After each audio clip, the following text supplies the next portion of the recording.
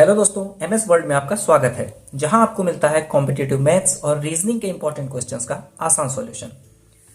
आज के इस वीडियो में हम लोग सीजीपीएससी 2024 जो कि 11 फरवरी 2024 को कंडक्ट किया गया था, इसके सी सेट में से रीजनिंग के प्रश्नों को देखेंगे। दोस्तों, इससे पहले वाले वीडियो में हम लोगों ने मैथ के प्रश्नों को देखा है, और अगर आपने अभी तक वो वीडियो नहीं देखा है तो डिस्क्रिप्शन बॉक्स में उसका लिंक दिया हुआ है और आई बटन पर क्लिक करके भी आप उस वीडियो को देख सकते हैं। चलिए शुरू करते हैं हमारा पहला प्रश्न रीजनिंग से। दोस्तों, हमारा पहला प्रश्न दिशा ज्ञान से संबंधित था, तो इसे हल करने के लिए सबसे पहले आपको दिशाओं का ज्ञान होना चाहिए। ठीक है, डायरेक्शन में जब आप पेपर पे बनाएंगे तो ये नॉर्थ, ये साउथ, ये ईस्ट, ये वेस्ट। ठीक है, उत्तर, दक्षिण, पूरब, पश्चिम, ये हमारा दिशा हो गया। प्रश्न बोलता है उत्तर की ओर जाने वाला एक व्यक्ति, वो व्यक्ति है एक, वो उत्तर की ओर जा रहा है, दाहिनी ओर मुड़ जाता है, अपने राइट हैंड साइड की ओर मुड़ जाता है।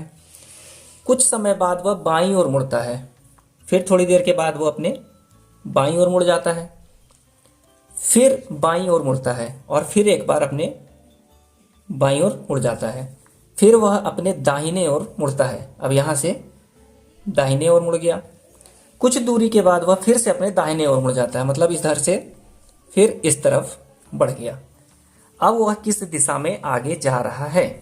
ठीक है, तो किस दिशा में जा रहा है? वो पूर्व की दिशा में जा रहा है। इसका सही उत्तर ऑप्शन नंबर ए हो जाएगा, पूर्व दिशा।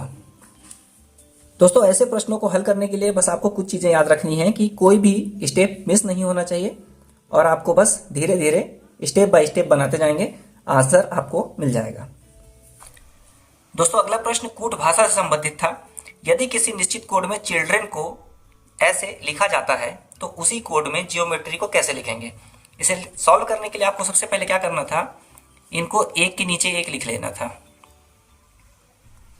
चिल्ड्रन हो गया, इसके नीचे हम इसका कूट भाषा लिखेंगे बी जी एच के ई एस एफ और ओ।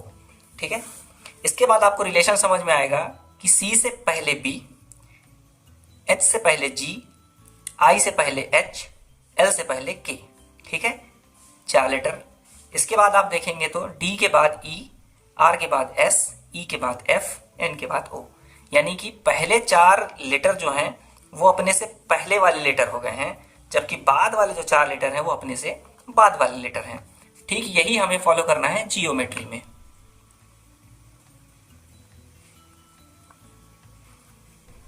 जियोमेट्री, ठीक है, इसमें भी 8 लेटर हैं, 4-4 का ग्रुप बना लेंगे और इसे एक्सचेंज करेंगे। जी से पहले एफ, डी, ई से पहले डी, ओ से पहले एन, एम से पहले एल। आपको इससे ज़्यादा सॉल्व करने की जरूरत है ही नहीं, क्योंकि इसका आंसर आपको यहीं पे मिल जाएगा, लेकिन आपको आगे हल कर लेना है। ई के बाद एफ, टी के बाद यू, आर के बाद एस, वाई के बाद जेड। ऑप्शन नंबर बी इस प्रश्न का सही उत्तर हो जाएगा। जियोमेट्री को हम लोग इस तरह से कूट करेंगे। चलिए बढ़ते हैं हमारे अगले प्रश्न की ओर। दोस्तों, अगला प्रश्न भी दिशा ज्ञान से ही संबंधित है। यदि Q M के ठीक पूर्व में है और M R के ठीक दक्षिण में है तो R से Q किस दिशा की ओर है? इसके लिए सबसे पहले आप दिशा का डायग्राम बना लीजिए। इससे क्या होता है, कभी भी आपको कंफ्यूजन नहीं होगा। ठीक है, जो सिली मिस्टेक्स हो जाती हैं एग्जाम में हड़बड़ी की वजह से, वो सभी फिर नहीं हुआ करेंगी। ठीक है, देखिए क्या बोलता है, क्यू एम के ठीक पूर्व में है। कहाँ है? क्यू है। कहाँ पे है? एम के ठीक पूर्व में। एम यहाँ कहीं होगा, तभी इसके पूर्व में क्यू है। ठीक है, और एम जो है आर के ठीक दक्षिण में है। एम कहाँ है? आर यहाँ कहीं होगा, तभी इसके दक्षिण में है। बस इतना ही दिया हुआ है और बोलता है आर से क्यू किस दिशा में है? आर से क्यू किस दिशा में है? इस दिशा में है। इस दिशा को आप यहाँ देखेंगे तो वो दिशा ये दिखती है, मतलब कि दक्षिण पूर्व। इसका सही उत्तर ऑप्शन नंबर सी हो जाएगा, दक्षिण पूर्व। बहुत आसान सा प्रश्न था। चलिए बढ़ते हैं अगले प्रश्न की ओर। दोस्तों, अगला प्रश्न जो था वो अरेंजमेंट से संबंधित है।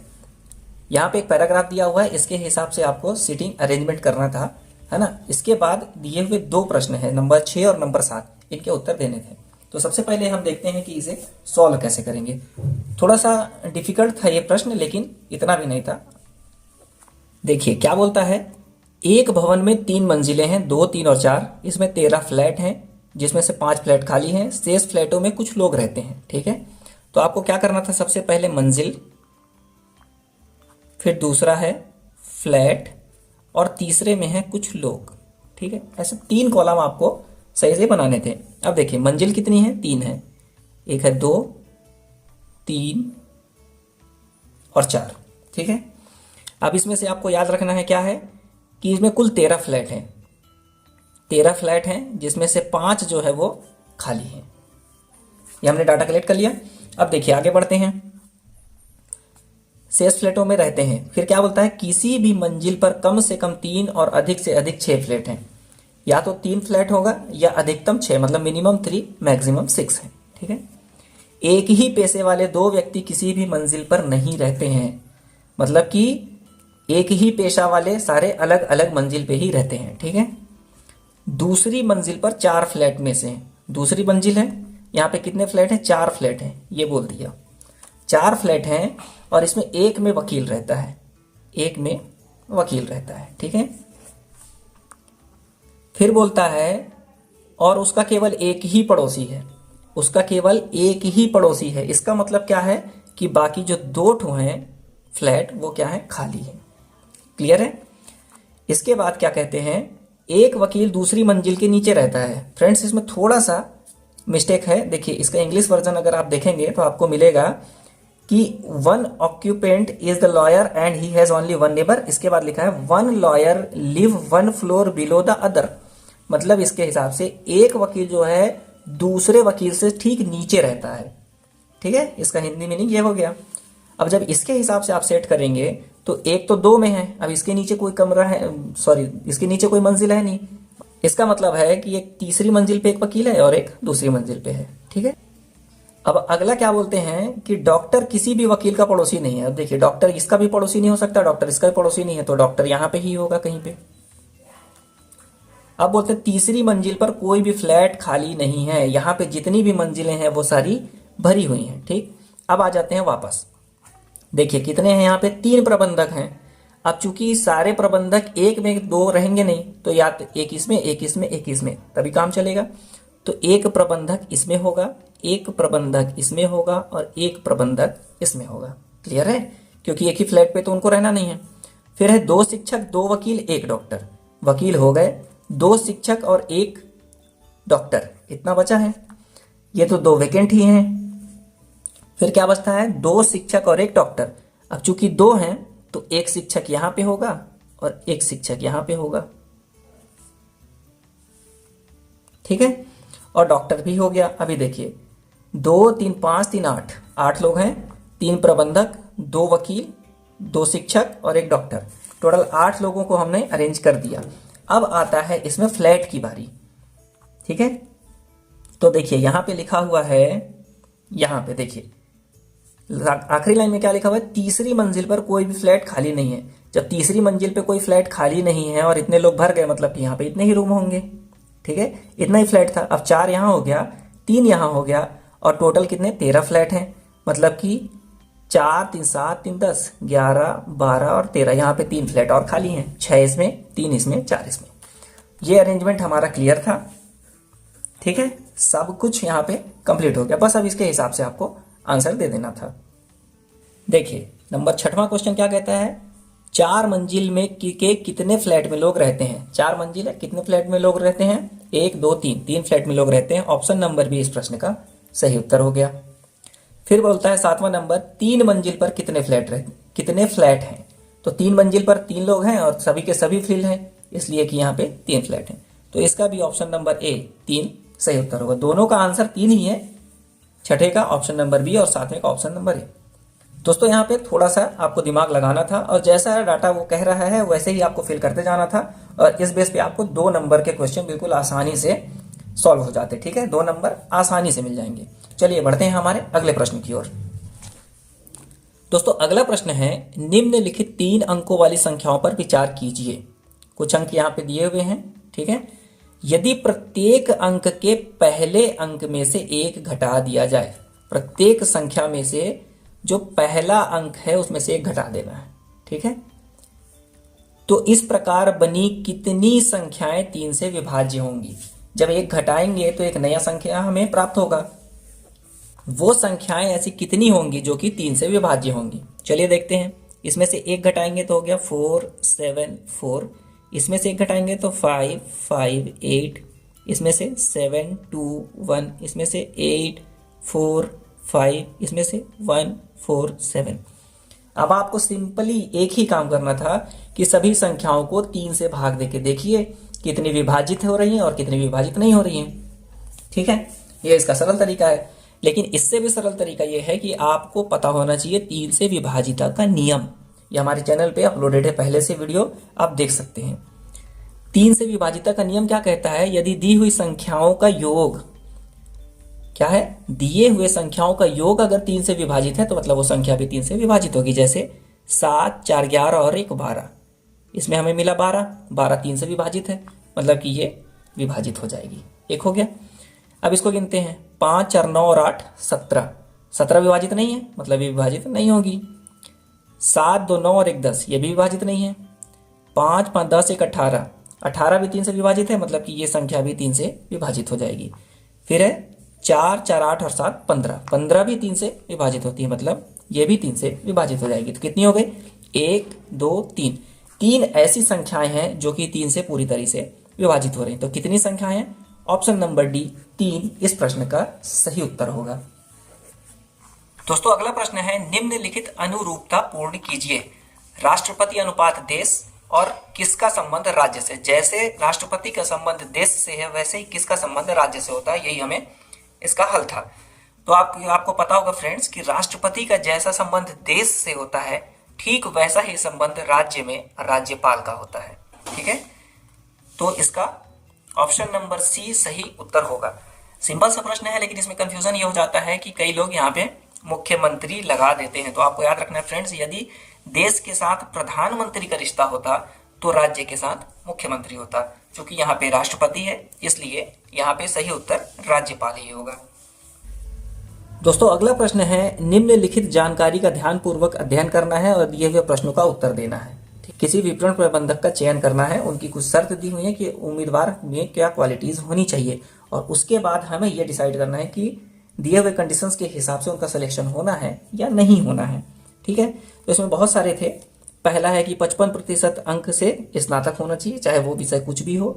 40% अंक साक्षात्कार यानी कि इंटरव्यू में आना चाहिए, और शैक्षणिक योग्यता के बाद किसी संस्था में 5 वर्ष का कार्य अनुभव होना चाहिए, वो भी विपणन अनुभाग में। ठीक है, यह है तीसरा। चौथा बोलता है कि चयन परीक्षा में कम से कम उसको 45% अंक प्राप्त किए हुए होने चाहिए, और विपणन प्रबंधन में कम से कम 60% अंकों के साथ स्नातकोत्तर की डिग्री भी होनी चाहिए।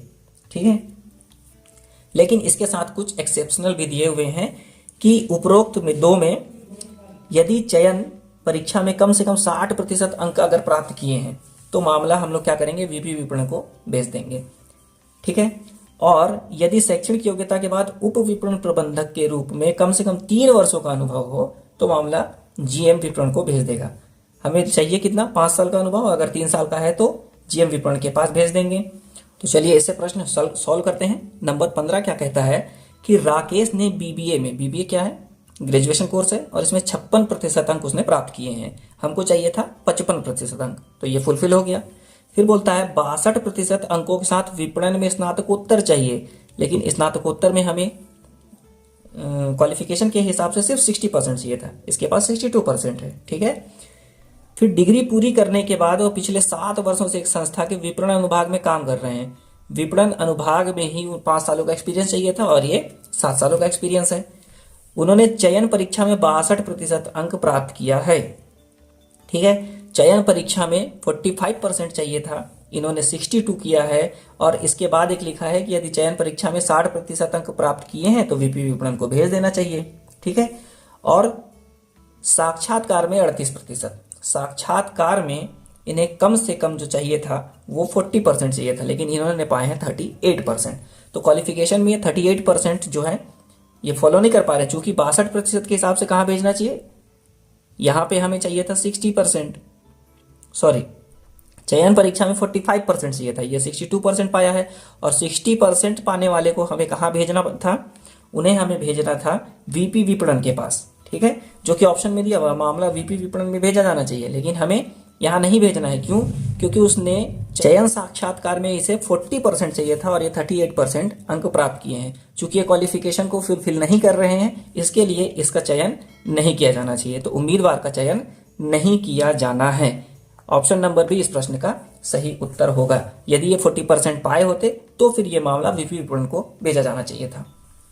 दोस्तों अगला प्रश्न है 16वां। वर्षा ने बीए में 59% अंक प्राप्त किए हैं। उसने चयन साक्षात्कार में 42 अंक प्राप्त किए हैं, चयन परीक्षा में 48 और 75 अंकों के साथ स्नातकोत्तर भी है, ठीक है, और 7 सालों का इसके पास एक्सपीरियंस भी है। तो जो भी क्वालिफिकेशन नीडेड थी वो सारी इसके पास फुलफिल हैं। जो डाटा दिया हुआ है उससे आप इसे मैच करेंगे तो आपको मिलेगा कि इस उम्मीदवार का चयन किया जाना चाहिए। ऑप्शन नंबर ए इस प्रश्न का सही उत्तर होगा। दोस्तों क्वेश्चन बड़ा है, क्वेश्चन के साथ ऑप्शन बड़े हैं, इसकी रिक्वायरमेंट बड़ी बड़ी दी हुई है, तो आप जब उसको एक एक करके पढ़ेंगे और एक एक के हिसाब से जब एनालाइज करेंगे तभी इसका सही आंसर मिल पाएगा। मैंने इसे जल्दी जल्दी सॉल्व करने का प्रयास किया है। अगर कुछ इसमें छूट जा रहा है या कहीं पे कोई डाउट है तो आप कमेंट बॉक्स में इसलिए पूछ सकते हैं, ठीक है। दोस्तों इस सीरीज में अंतिम प्रश्न जो है 15, 16 और 17 3 प्रश्न थे। तो 17वां प्रश्न क्या है कि निधि ने चयन साक्षात्कार में 60% अंक और चयन परीक्षा में 40% अंक प्राप्त किए हैं, ठीक है। 65% अंकों के साथ विपणन प्रबंधन में स्नातकोत्तर की डिग्री पूरी करने के बाद वो पिछले 8 वर्षों से एक संस्था के विपणन विभाग में कार्य कर रही है। उसने बीएससी में 59% अंक प्राप्त किए हैं।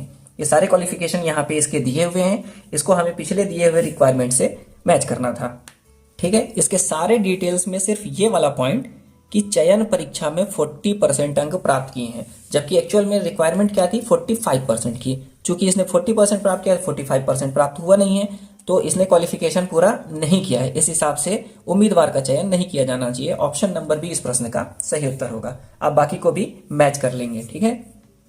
दोस्तों अगला प्रश्न है समान शब्द चुनिए। सितार का संबंध गिटार, गिटार का संबंध तानपुरा, इन सब का आपस में कोई संबंध है और इसी संबंध को एक और प्रदर्शित करे, ऐसा ऑप्शन हमें चूज करना था। ऑप्शन में दिया हुआ तुरही, वायलिन, हारमोनियम, मृदंग। तो इसमें से फ्रेंड्स आपने सितार, गिटार, तानपुरा अगर इसे देखा होगा या आप उसके बारे में जानते हैं तो आपको पता होगा कि ये एक वाद्य यंत्र है जो जिसमें तारों की संरचना बनी हुई होती है, ठीक है। और इससे मिलता जुलता जो है अभी नया मॉडर्न एज का जो है वो वायलिन है। ऑप्शन नंबर बी वायलिन जो है एकदम इससे मॉडर्न एज से मिलता जुलता हुआ है, ठीक है। वायलिन इस प्रश्न का सही उत्तर हो जाएगा, जबकि हारमोनियम, मृदंग और तुरही इससे अलग है। दोस्तों अगला प्रश्न है सप्ताह के किस दिन मोहन बेंगलुरु गया। इसके लिए 2 तर्क दिए हुए हैं कि मोहन ने बुधवार को छुट्टी ली थी तो ये बुधवार को ही बेंगलुरु गया, ये क्लियर नहीं हो पाया। अगला क्या बोलता है बेंगलुरु की अपनी यात्रा के पिछले दिन, कौन सा दिन, शुक्रवार को मोहन अपने भाई से मिलने गया था, ठीक है। यहां से क्लियर हो गया कि वो शुक्रवार को अपने भाई से मिलने गया था और शुक्रवार कब पड़ा था, बेंगलुरु की यात्रा के जस्ट पिछले दिन की बात है, ये शुक्रवार था। तो जब पिछला दिन शुक्रवार है तो बेंगलुरु वाला दिन क्या हो जाएगा, शनिवार। ऑप्शन नंबर सी इस प्रश्न का सही उत्तर होगा। सप्ताह के किस दिन मोहन बेंगलुरु गया था, शनिवार को। चलिए बढ़ते हैं हमारे अगले प्रश्न की ओर। दोस्तों अगला प्रश्न है दोनों कथनों को पढ़ना है और सबसे उपयुक्त विकल्प को चुनना है, ठीक है।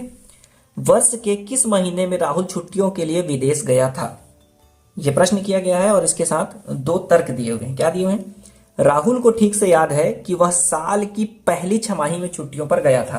पहली छमाही मतलब कि जनवरी से लेकर के जून तक के बीच में वो छुट्टियों पर गया था, लेकिन इससे ये क्लियर नहीं हो गया कि वो किस महीने गया था, ठीक है। दूसरा बोलता है राहुल के बेटे को ठीक से याद है कि वह 31 मार्च के बाद अप्रैल लग गया और 1 मई से पहले यानी कि 30 अप्रैल, ठीक है। 31 मार्च और 1 मई से पहले गया था, मतलब कि वो अप्रैल महीने में गया था। यहां से पूरा क्लियर हो गया। पहला यदि नहीं भी रहता तब भी हमें दूसरे से पता चल जा रहा है। अब यहाँ पे हमें सही आंसर देना है। क्या देना है, केवल 1 या केवल 2 में दिया गया डाटा पर्याप्त है। ये सही ऑप्शन नहीं है क्योंकि पहले में डाटा पर्याप्त नहीं है। कथन 1 और 2 दोनों में दिया गया डाटा आवश्यक है, जी नहीं, एक के बिना भी दूसरे से आंसर निकल जा रहा। केवल कथन 1 में दिया गया डाटा पर्याप्त है, ये तो बिल्कुल नहीं है। ऑप्शन नंबर डी केवल कथन 2 में दिया गया डाटा पर्याप्त है, तो इसका सही उत्तर ऑप्शन नंबर डी होगा कि केवल कथन 2 में दिया गया डाटा पर्याप्त है। इससे हम आंसर तक पहुंच पा रहे हैं। दोस्तों अगला प्रश्न है यदि नेसेसरी शब्द के पहले और तीसरे अक्षर को चौथे और छठवें अक्षर को सातवें और नौवें अक्षर को आपस में बदल दिया जाए तो बाएं से सातवां अक्षर कौन सा होगा। ठीक है, प्रश्न में दिया हुआ है NECESSARY।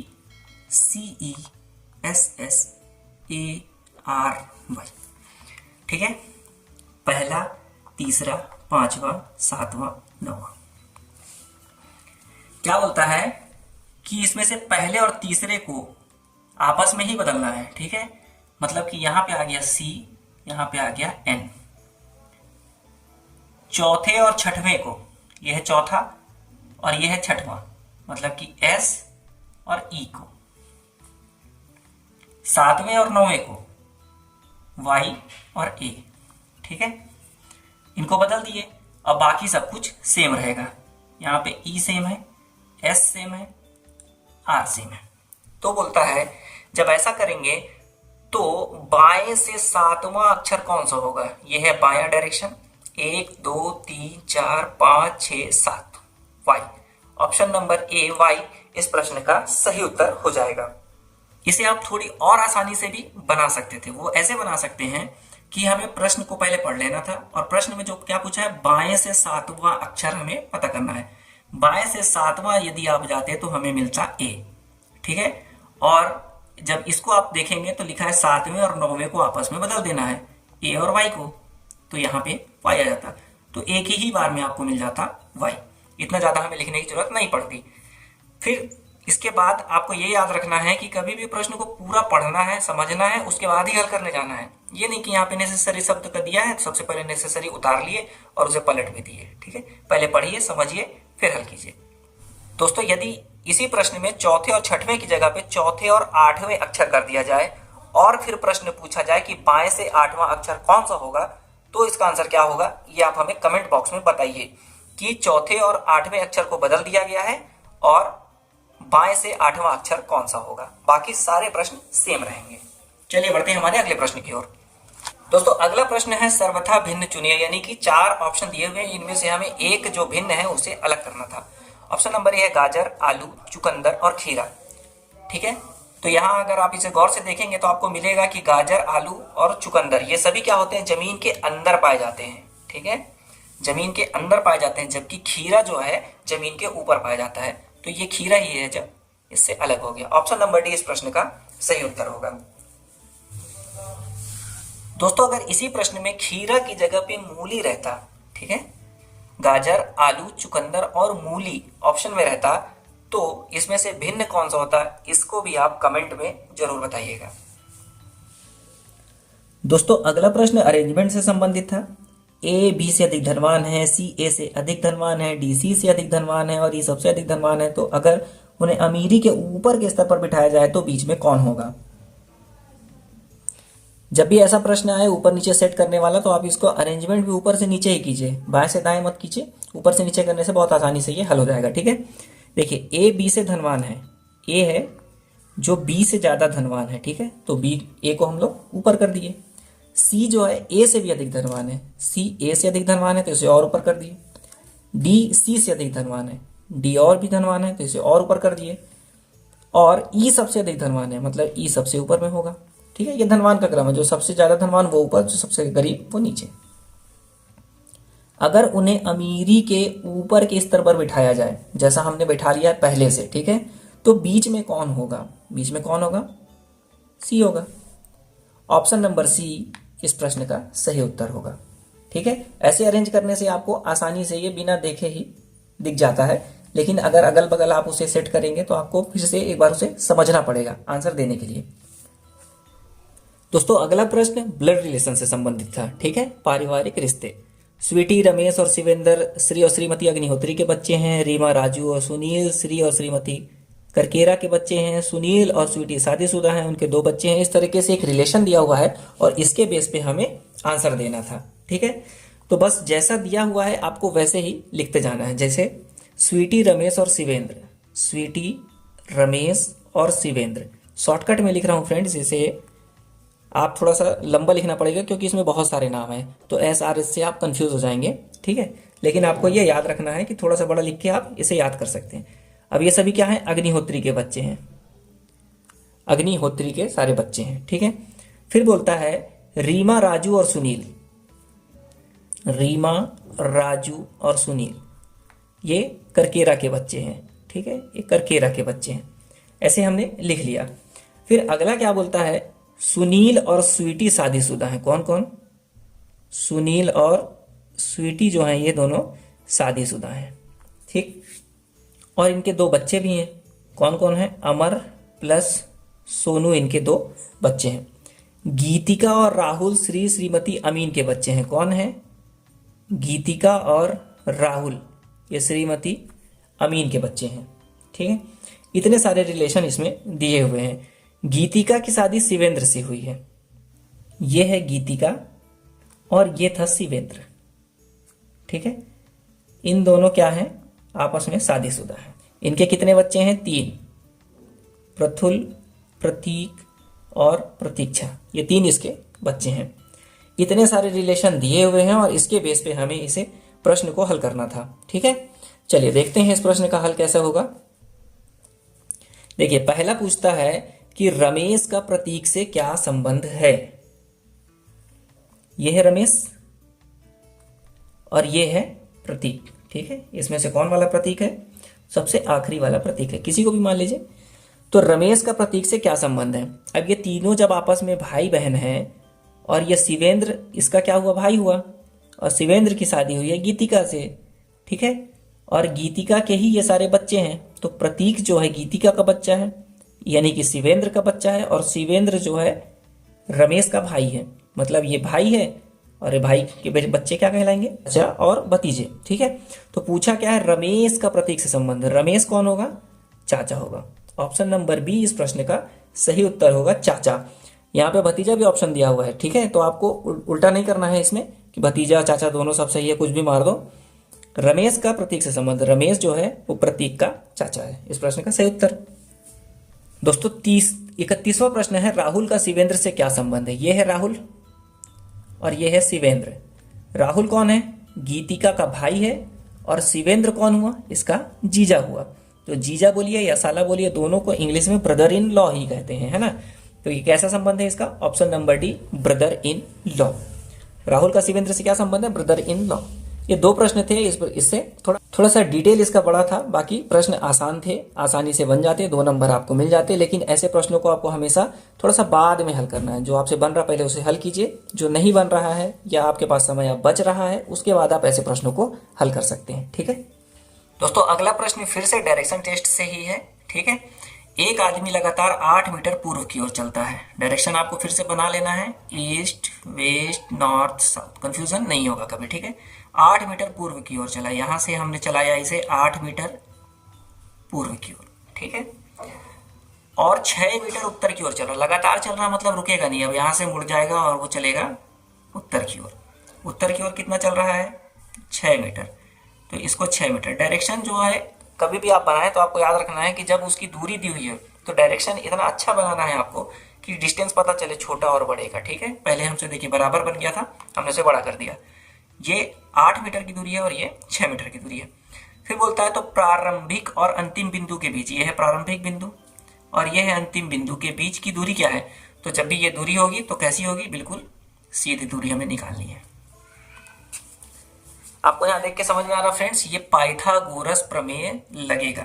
पाइथागोरस ट्रिक से भी ये आसानी से सॉल्व हो जाता है। ठीक है, पाइथागोरस ट्रिक में याद रखना है आपको, 3 का स्क्वायर 4 का स्क्वायर बराबर 5 का स्क्वायर होता है। कैसे निकलेगा, ये है 3, आधा कर लीजिए 3, ये है 4, आधा कर लीजिए तो 4, तो यहाँ पे 5 5 दूनी 10। बिना हल किए ये हल हो जाएगा अगर आप उसे याद कर लेंगे तो। या फिर आप निकाल सकते हैं कर्ण का वर्ग। ठीक है, यानी कि यहाँ पे x, इसको मानते हैं, ये निकालना था हमें, है ना। x मान लीजिए, कर्ण का वर्ग बराबर लंब का वर्ग यानी कि 36 धन आधार का वर्ग 64, अंडर रूट में रहेगा तभी ये x की वैल्यू आएगी। इनको आपस में जोड़ लीजिए, 60 30 90 और 10 100, रूट 100 बराबर कितना हो जाएगा 10। यही तो आंसर है। आप जैसे भी निकाल सकते हैं। पाइथागोरस ट्रिक कुछ होते हैं फ्रेंड्स, बहुत सारे इनके अंक दिए हुए हैं, पहले से फिक्स होते हैं, जैसे 3 4 5 मैंने बताया, ऐसे 5 12 13 भी होता है ना। ऐसे कुछ कुछ है जिनको आप याद कर लीजिए तो ये सब सारे क्वेश्चन जो है कुछ आसानी से हल हो जाएंगे। दोस्तों मैंने यहाँ पे 3 4 5 लिया है, ये पाइथागोरस ट्रिक तो यही होता है 3 4 5, तो वो 6 8 10 भी हो गया, तो सबको याद नहीं करना है, आपको याद रखना है कि 3 4 और 5 एक बार याद कर लीजिए। अब इसका जैसे 5 गुना कर लीजिए, 3 5 15, 4 5 20, तो 15 20, 5 5 से गुणा कर रहे हैं ना, तो यहाँ भी 25 हो जाएगा, 15 20 का 25 होता है, याद ही रखना है आपको। ऐसे ही ये सारे सॉल्व होते हैं। चलिए बढ़ते हैं हमारे अगले प्रश्न की ओर। दोस्तों अगला प्रश्न कैलेंडर से संबंधित है। यदि किसी वर्ष में 25 अगस्त को गुरुवार है तो उस महीने में सोमवार की संख्या कितनी होगी? ठीक है, इसे हल करने के लिए आपको पता होना चाहिए कि अगस्त जो है वो 31 का महीना होता है। अगस्त में कितने होते हैं? टोटल 31 डेज होते हैं। अब इसमें से 25 तारीख जो है वो पड़ रही है गुरुवार यानी कि थर्सडे। हमें निकालना है मंडे। ठीक है, मंडे तक वापस जब आएंगे तो क्या होगा? गुरुवार, गुरुवार से पहले बुधवार, बुधवार से पहले मंगलवार, मंगलवार से पहले सोमवार, यानी कि 24 23 और ये हो जाएगा 22। 22 तारीख को जो पड़ेगा वो सोमवार पड़ेगा। इतना ही कैलकुलेशन आपको याद रखना है। अब इसके बाद इसके आगे कैलकुलेट कैसे करेंगे? हमें सोमवार की संख्या निकालनी है। तो जब भी एक सप्ताह के दिन से दूसरे सप्ताह के सेम दिन पे आप जाएंगे तो इनके बीच में 7 का अंतर होता है, क्योंकि सप्ताह में 7 दिन होते हैं। ठीक है, तो जब यहाँ पे ये 22 है तो 22 के बाद कितना होगा? 29। 22 के पहले कितना होगा? 15, और 15 से पहले कितना होगा? 8, और 8 से पहले क्या आ जाएगा? 1 आ जाएगा। ठीक है, तो 1 2 3 4 5 कितने दिन हुए? 5। तो अगस्त महीने में सोमवार की संख्या कितनी हुई? 5, यानी कि option number C, option number C 5 इस प्रश्न का सही उत्तर हो जाएगा। 1 8 15 22 और 29 तारीख को सोमवार पड़ेगा। दोस्तों यदि इसी प्रश्न में बुधवार पूछता कि बुधवार की संख्या कितनी है तो इसका आंसर कितना आता, इसे आप कमेंट बॉक्स में जरूर बताइएगा। दोस्तों हमारा अगला प्रश्न है शब्दों के विषम युग्म का चयन कीजिए। 4 ऑप्शन दिए हुए हैं, 2 शब्द दिए हुए जिनका आपस में एक संबंध है। इसमें से एक ऐसा है जो कि गलत संबंध से जुड़ा हुआ है, हमें वही फाइंड करना था। ठीक है, एक गलत है मतलब कि 3 सही है, तो वो 3 कैसे सही है वही हमें चूज कर लेना है। देखिए ऑप्शन नंबर 1 चीन बीजिंग, चीन क्या है? एक देश है, और बीजिंग क्या है? इसकी राजधानी है। दूसरा है रूस, रूस के साथ में मॉस्को, रूस क्या है? देश है, और इसकी राजधानी है मॉस्को, ये भी सही है। स्पेन क्या है? देश है, इसका राजधानी क्या है? मैड्रिड, मैड्रिड इसकी राजधानी है। ठीक है, तो ये तीनों देश हैं और ये तीनों उसकी राजधानियां हैं। चौथा है ऑस्ट्रेलिया, ऑस्ट्रेलिया सिडनी, ऑस्ट्रेलिया एक देश है और सिडनी क्या है? ऑस्ट्रेलिया में एक शहर है, इसकी राजधानी नहीं है। ऑस्ट्रेलिया की राजधानी जो होती है वो कैनबरा होती है। अगर यहाँ पे कैनबरा होता तो ये संबंध सही हो जाता, लेकिन यहाँ पे सिडनी है, तो ऑस्ट्रेलिया की राजधानी कैनबरा। इस हिसाब से ऑप्शन नंबर डी जो है वो गलत होगा। इस प्रश्न का सही उत्तर ऑप्शन नंबर डी हो जाएगा। दोस्तों अगला प्रश्न जो है वो है ऑर्डर अरेंजमेंट से। ठीक है, इसमें 39 से 41 यानी कि कुल 3 प्रश्न आए हैं। एक अरेंजमेंट करना था और 3 प्रश्नों के सही उत्तर आपको मिल जाते। चलिए देखते हैं। 8 मित्र हैं, PQRST VW और Y एक वर्गाकार मेज के चारों ओर बैठे हैं। ठीक है, हल भी करते चलते हैं। मेज है वर्गाकार, इसके चारों ओर ये बैठे हैं 8 लोग। अब कैसे बैठे हैं? उनमें से 4 वर्ग के कोनों पर बैठे हैं। कहाँ पे बैठे हैं? 1 2 3 4 लोग इसके कोने पर बैठे हैं। ठीक है, जबकि 4 भुजाओं के मध्य में बैठे हैं। 4 कैसे बैठे हैं? 1 2 3 4 ऐसे बैठे हैं। 4 8 लोग हो गए। अब क्या बोलता है? चारों कोनों पर बैठे व्यक्ति केंद्र की ओर मुंह किए हुए हैं। कोनों पर जो भी बैठे हैं वो किधर देख रहे हैं? इधर देख रहे हैं। ठीक है, केंद्र कहाँ है? इसका केंद्र यहाँ पे है, इसी को हमेशा केंद्र मानेंगे। ठीक है, फिर बोलता है जबकि भुजाओं के मध्य में बैठे व्यक्ति बाहर की ओर देख रहे हैं। ये जहां भी बैठे हैं ये लोग कहाँ देख रहे हैं? ये सारे बाहर की ओर देख रहे हैं। 8 लोग हो गए, 8 की स्थिति हो गई और उनका डायरेक्शन भी हो गया। फिर कहते हैं कि P जिसका मुख केंद्र की ओर है, P कहाँ है? केंद्र की ओर मुंह है, केंद्र में कोने में बैठा है। ठीक है, तो आपको कुछ नहीं देखना है, बस कहीं पे भी आप बना लीजिए। हमने बना लिया P जो है केंद्र की ओर बैठा है, मतलब कि ये कॉर्नर में बैठा है। V के दाएं तीसरे स्थान पर बैठा है। दाएं तीसरे स्थान पर देखिए, यहाँ पे अगर कोई व्यक्ति होगा तो पहला दूसरा तीसरा, और यहाँ पे भी कोई व्यक्ति होगा तो पहला दूसरा तीसरा होगा, लेकिन अब दाएं हैं कि बाएं हैं ये हमें देखना है। तो V के दाएं तीसरे बैठा है। अगर यहाँ पे वो बैठेगा तभी तो वो दायां तीसरा इधर आएगा, क्योंकि वे बाहर की ओर देख रहा है। अगर यहाँ रखेगा तो ये बायां हो गया। ठीक है, तो मतलब कि हमें यहाँ पे बैठाना है किसे, V को। PV हो गया, VV हो गया। फिर बोलता है T जिसका मुख केंद्र की ओर है, ठीक है, ये भी कोने में बैठा है, V का निकटतम पड़ोसी नहीं है। देखिए कौन है, T है, केंद्र की ओर देख रहा, मतलब कि ये 3 जगह में से होगा, और वो V का पड़ोसी नहीं, मतलब यहाँ नहीं है, वो कहाँ पे होगा, यहीं पे होगा। अगला बोलता है कि V और W के बीच केवल एक व्यक्ति बैठा है, ये है V, और W के बीच में एक व्यक्ति, मतलब W यहाँ भी आ सकता है, W यहाँ भी आ सकता है। कंफ्यूजन है, छोड़ दीजिए इसको। देखिए अगला क्या बोलता है, S Q के दाईं ओर दूसरे स्थान पर बैठा है। S कहाँ बैठा है, Q के, लेकिन अब Q का क्या है, Q का मुख केंद्र की ओर है, मतलब कि वो कॉर्नर पे ही होगा, तभी उसका मुख केंद्र की ओर होगा, या तो यहाँ पे या तो यहाँ पे। अब बोलता है S इसके दाईं और दूसरे स्थान पर बैठा है। अब अगर यहाँ पे है तो दायां और दूसरा स्थान यहाँ पे हो जाएगा, अगर वो यहाँ पे है तो दायां और दूसरा स्थान ये होगा, जबकि यहाँ तो आ नहीं सकता है, मतलब कि Q जो है वो यहीं पे आएगा, तभी इसके दाईं और दूसरे स्थान पर S होगा। ये आपको समझ में आ गया। इसके बाद देखते हैं R P का निकटतम पड़ोसी नहीं है। R क्या है, यहाँ पे भी नहीं होगा, यहाँ पे भी नहीं होगा, क्योंकि P का पड़ोसी नहीं है, तो R हो गया यहाँ पे। अब बचे 2 लोग, ऊपर आ जाइए, ये वाले में V और W के बीच केवल एक व्यक्ति बैठा है। ये तो V पहले से है, अगर यहाँ पे W कर देंगे तो इनके बीच बहुत सारे हो गए, तो W यहाँ पे होगा, तभी इन दोनों के बीच में एक व्यक्ति यहाँ बैठा है। अब कौन बच गया, P Q R S T V W हो गए, बच गया Y। ये हो गया हमारा ऑर्डर अरेंजमेंट बिल्कुल पूरा।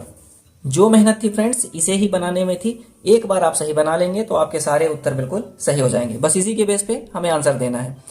Q के बाएं से दूसरे स्थान पर कौन है, Q के बाएं से दूसरे स्थान पर, ये केंद्र की ओर दिख रहा, मतलब कि बायां ये है, पहला और दूसरा, दूसरे स्थान पर कौन होगा, तो P होगा, ठीक है। ऑप्शन नंबर A P इस प्रश्न का सही उत्तर होगा। अगला देखते हैं, R के संबंध में निम्नलिखित में से कौन सा सत्य है, ठीक है। R का रिलेशन देखना है, R का मुख केंद्र की ओर है, ये गलत है। B है R V का निकटतम पड़ोसी है, ये भी नहीं है। R T और S के ठीक बीच में बैठा है, कहाँ बैठा है, T और S के ठीक बीच में बैठा है, बिल्कुल सही है। चौथा क्या है, Q R के बाएं से तीसरे स्थान पर बैठा है, ठीक है, जबकि Q जो है R के दाएं और तीसरे स्थान पर बैठे, तो ये भी गलत हो गया। ऑप्शन नंबर C R जो है T और S के बीच में बैठा है, ये इसका सही उत्तर हो जाएगा। अगला प्रश्न क्या बोलता है, V के संदर्भ में T का स्थान क्या है, V और T के संदर्भ में। देखिए फ्रेंड्स, इसमें कुछ लोग केंद्र की ओर मुंह किए हुए हैं और कुछ लोग केंद्र के बाहर की ओर मुंह किए हुए हैं, इसलिए बायां और दायां बहुत कंफ्यूजन वाला चीज है, इसलिए आराम से इसका हल करना है हमें, ठीक है। V के संदर्भ में T का स्थान हमें निकालना है, कहाँ है, बाएं से दूसरा है, जी नहीं, बाएं से चौथा है, जी नहीं, बाईं ओर से तीसरा है और दाएं ओर से तीसरा। देखिए यहाँ पे दोनों ऑप्शन दिया हुआ, बाएं ओर से तीसरा और दाएं ओर से तीसरा, तो इसे आप अच्छे से देखना है कि किस तरफ से है, बाएं ओर से तीसरा है या फिर दाएं ओर से। तो चूंकि V जो है, V मध्य में बैठा हुआ है भुजा के, और वो बाहर की ओर देख रहा है, मतलब कि वो बाएं से तीसरा में बैठा हुआ है, ना कि दाएं से तीसरा में, ठीक है। तो 41 का ऑप्शन नंबर C इस प्रश्न का सही उत्तर हो जाएगा।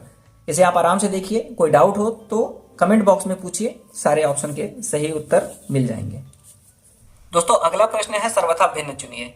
4 संख्याएं यहाँ पे दी हुई हैं, इनमें से अलग कौन सा है ये हमें चुनना था। तो सबसे पहले इनको आपको अच्छे से देखने हैं, बहुत सारे तरीके होते हैं कि आप इनमें से कॉमन चीज कैसे निकालेंगे। तो इनमें सबसे पहला जो तरीका होता है, आपको याद रखना है कि इन सारे अंकों को न आपस में जोड़ लीजिए, इनका टोटल वैल्यू देखिए क्या हो रहा है, उसके बाद भी समझ में आ जाता है। तो इसमें यही करना था आपको, इनको जोड़ के देखिए, 7 3 10 2 12 और 4 16, 9 6 15 और 2 17, 6 2 8 9 17, 1 7 8 5 13 और 4 17। देखिए हमने इसे काउंट किया तो इन तीनों का जो सम है वो 17 आ रहा है, जबकि इसका 16 आ रहा है, तो यही इसमें से अलग हो जाएगा। ऑप्शन नंबर A इस प्रश्न का सही उत्तर हो जाएगा। चलिए बढ़ते हैं हमारे अगले प्रश्न की ओर। दोस्तों अगला प्रश्न जो था वो तर्क और निष्कर्ष से संबंधित है, ठीक है। क्या कहते हैं कि भारत के गौरवशाली अतीत का सबसे अच्छा प्रमाण पश्चिम में आयुर्वेदिक दवाओं की बढ़ती लोकप्रियता है। इसके साथ निष्कर्ष दिया हुआ है, आयुर्वेदिक दवाएं भारत में लोकप्रिय नहीं है, और ऑप्शन नंबर 2 दिया हुआ है, भारत में एलोपैथिक दवाएं अधिक लोकप्रिय हैं। इसके साथ 4 इसके ऑप्शन दिए हुए हैं, जिनमें से एक सही उत्तर होगा, ठीक है। केवल निष्कर्ष 2, केवल निष्कर्ष एक, या तो एक, या तो दो, ना तो एक, ना तो दो। एक कथन, दो निष्कर्ष, चार ऑप्शंस। आंसर एक ही है जो सही होगा। ठीक है, तो ये कथन और निष्कर्ष आप देखिए और इसका सही उत्तर जो है ना आप कमेंट कीजिए। मैं चाहता हूं कि इस पे थोड़ा सा डिस्कशन हो, आप इस पे कमेंट कीजिए जो सही उत्तर है और क्यों है आपके हिसाब से, उसका सही उत्तर दीजिए। क्योंकि क्या है, देखिए कथन और निष्कर्ष जो है ना वो रटने वाली चीजें नहीं है। ये जब तक डिस्कशन नहीं होगा तब तक इसका सही उत्तर नहीं मिल पाएगा।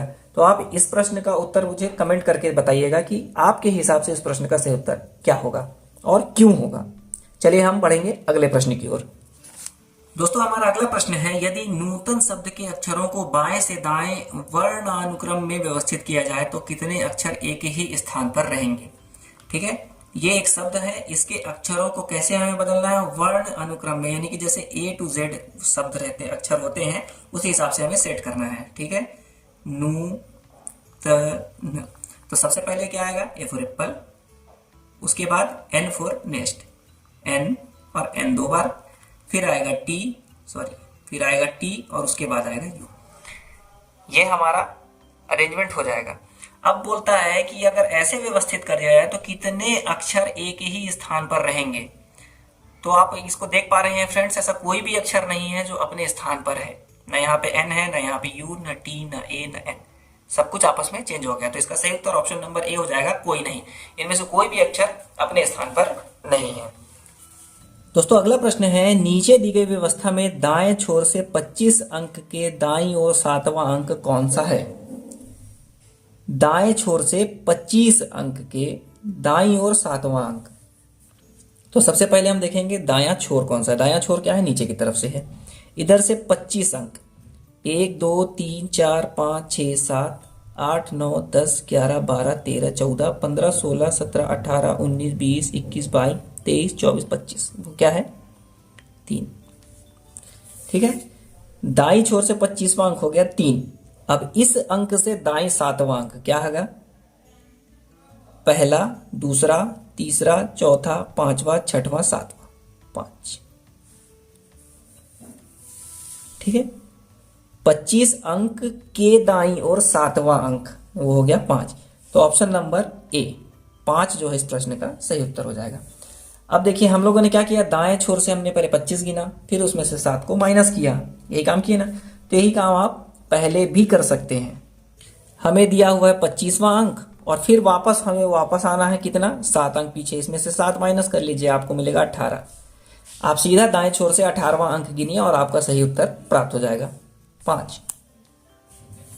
तो आपको जो सही लगता है वैसे बना सकते हैं। बस ये है कि यदि आप पहले माइनस कर लेंगे तो आपको 2 बार काउंटिंग नहीं करनी पड़ेगी। ठीक है, 56 का ऑप्शन नंबर ए 5 सही उत्तर है। चलिए बढ़ते हैं हमारे अगले प्रश्न की ओर। दोस्तों अगला प्रश्न है, निम्नलिखित अनुरूपता पूर्ण कीजिए। यहाँ पे शब्द दिए हुए हैं कुछ और आखिरी में एक क्वेश्चन मार्क दिया हुआ है। जो संबंध इसका इससे है वही संबंध इसका किससे होगा, ये हमें ज्ञात करना था।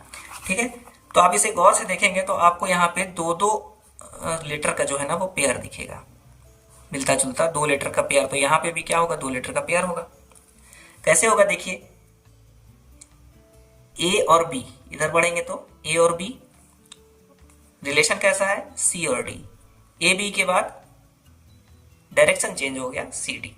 ठीक है, फिर क्या होगा, वाई जेड, इधर से वाई जेड और इसके पहले वाले शब्द हैं, अक्षर हैं ये, मतलब कि डब्ल्यू एक्स इधर से फिर से और वाई जेड इधर से।